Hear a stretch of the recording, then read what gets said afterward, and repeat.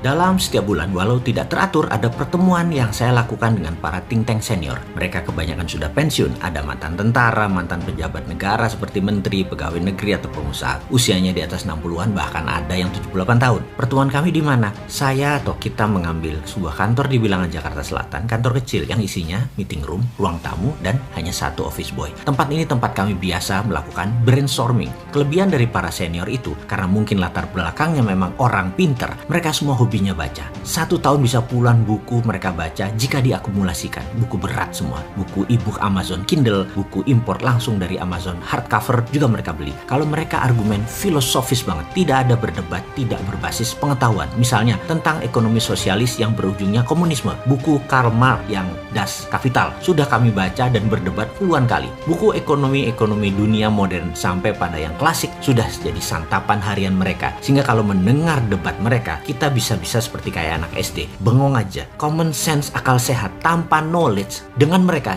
jadi lucu. Di dalam diskusi, jika kita berada di tengah mereka, jangan coba-coba nyeletuk karena pasti ditanya apa latar belakang pemikirannya dan apa landasan ilmu yang barusan dipertanyakan. Contoh diskusi kemarin, Mas, apa pendapat Anda tentang ideologi Indonesia? Apa ideologi bangsa Indonesia kini sekarang? Demikian pertanyaan dibuka ke saya oleh seorang yang paling banyak ilmu ekonominya menurut saya. Saya jawab, Pancasila, Bhinneka Tunggal Ika, NKRI, dan UUD 45. Kalau disingkat PBNU. Demikian saya menjawab. Itu bukan karena saya dari keluarga NU, tapi dari dulu itu yang ada di benak saya. Pancasila, Bhinneka Tunggal Ika, NKRI, dan UUD 45. Dilanjutkan olehnya. Oke, kita ambil kata Bhinneka Tunggal Ika. Saya mau mengingatkan beda loh Bhinneka sebelum kemerdekaan 45 dengan Bhinneka sekarang. Saya tanya, kalau ada uang 10 triliun di kas negara, bagaimana membaginya agar adil? Berdasarkan apa membaginya agar adil? Berdasarkan agama kah? Islam pasti yang terbesar. Berdasarkan suku kah? Jawa pasti yang terbesar. Berdasarkan domisili? Pulau Jawa yang terbanyak. Dengan cara begini, Papua yang nggak akan pernah dapat apa-apa. Minoritas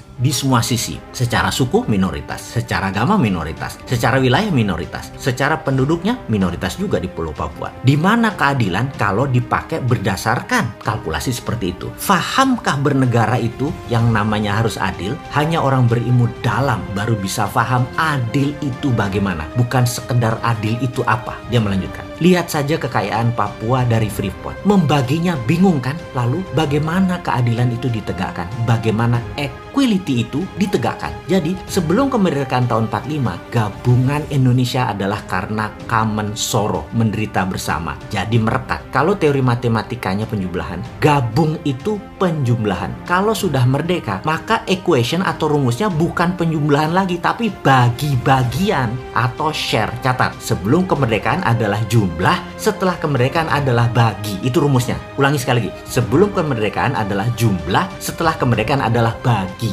Beda Bhinneka Tunggal Ikanya dengan pra kemerdekaan dengan sekarang. Kalau begitu, jadi kita harus definisi ulang Bhinneka Tunggal Ika karena kita sudah merdeka. Definisinya harus beyond kemerdekaan. Ideologinya dulu common sorrow, sekarang beda. Ini harus didefinisikan lagi cara mensejahterakan rakyat. Sekarang ini ketergantungan dengan impor pangan sudah keterlaluan. Kita sangat bergantung pada negara luar, keterlaluan. Kita tidak dibikin sendiri seakan-akan oleh pemerintah sekarang, padahal mudah sekali untuk membuat sejahtera itu. Sejahtera adalah ketika semua kebutuhan dasar sebuah rumah tangga sudah bisa terpenuhi dan masih terdapat uang sisa di kantong sebagai disposable income, maka rakyat sejahtera. Kalau tidak punya uang sisa, uang pakpo atau habis, rakyat tidak sejahtera. Ukuran sejahtera adalah adanya disposable income yang dimiliki setiap keluarga. Semua bisa dibuat rumus matematisnya. Demikian dia memulai keilmuannya di papan whiteboard. Dasar pertama, bagaimana mensejahterakan rakyat. Bagaimana bisa SPP, sandang pangan papan, terpenuhi dengan cepat. Salah kalau fokus di growth ekonomi seperti sekarang itu terus digadang-gadang pemerintah, yang ternyata menimbulkan ketimpangan sosial, tetapi harus fokus pada equality, kesamaan kesempatan peluang yang adil dan mudah